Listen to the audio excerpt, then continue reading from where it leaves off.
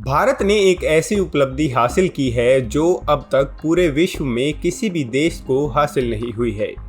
भारत के चंद्रयान 3 ने चंद्रमा के दक्षिणी ध्रुव पर उतरकर इतिहास रच दिया है। रूस का लूना 25 अंतरिक्ष यान चंद्रमा पर कुछ ही दिन पहले दुर्घटनाग्रस्त हो गया था, जिसके बाद इस मिशन को लेकर कई सवाल थे। इस मिशन के आखिरी 17 मिनट को लेकर सबके मन में सवाल था।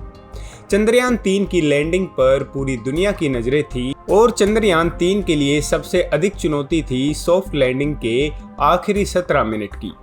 इस 17 मिनट को सबसे अधिक चुनौतीपूर्ण शुरुआत से बताया गया। चंद्रयान 2 आखिरी वक्त में इसी समय अपने टारगेट से चूक गया था। साल 2019 में सेफ लैंडिंग नहीं हुई थी और इससे सबक लेते हुए चंद्रयान 3 में कई अहम बदलाव किए गए। चांद पर उतरने के इन्हीं आखिरी 17 मिनट को टेरर मिनट कहा जाता है और इसके लिए इसरो ने इस बार खास तैयारियां की थी।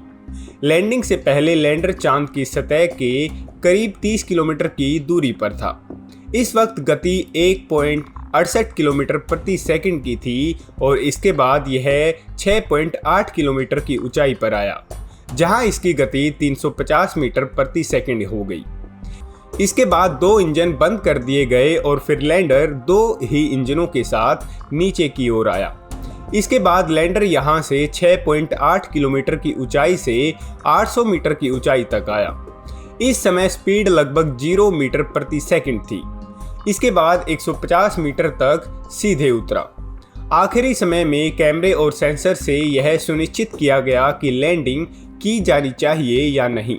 60 मीटर की ऊंचाई तक जाने के बाद यहां से चांद पर सॉफ्ट लैंडिंग हुई। 30 किलोमीटर से लैंडिंग तक की पूरी प्रक्रिया ऐसी थी जिसने न सिर्फ वैज्ञानिकों को ही बल्कि पूरे देशवासियों की धड़कनों को भी बढ़ा दिया था। इन 17 मिनट को ही मिनट्स ऑफ टेरर कहा जाता है। यही आखिर 17 मिनट यह डिसाइड करने वाले थे कि चंद्रयान 3 सफल होगा या नहीं होगा।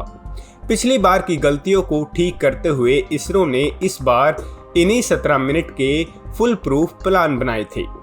17 मिनट की इस रणनीति ने पूरे मिशन को सफल बना दिया।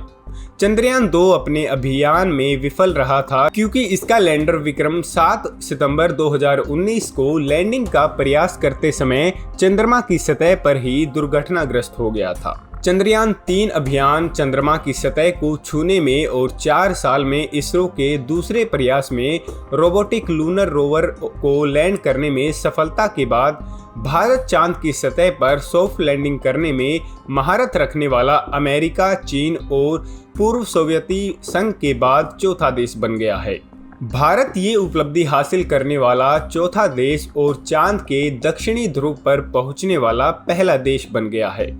इसरो के अध्यक्ष ने कहा था कि लैंडर की गति को 30 किलोमीटर की ऊंचाई से अंतिम लैंडिंग तक कम करने की प्रक्रिया सबसे चुनौतीपूर्ण और महत्वपूर्ण भी है।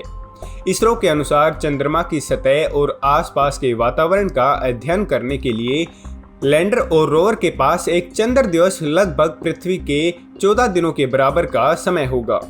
हालांकि वैज्ञानिकों ने दोनों के एक और चंद्र दिवस तक सक्रिय रहने की संभावनाओं से इनकार नहीं किया। इसमें कोई संदेह नहीं कि भारत के महान वैज्ञानिकों की वजह से ही हमारे देश ये इतिहास रचने में सक्षम हुआ है। आपका इस पर क्या कहना है, कमेंट बॉक्स में लिखें।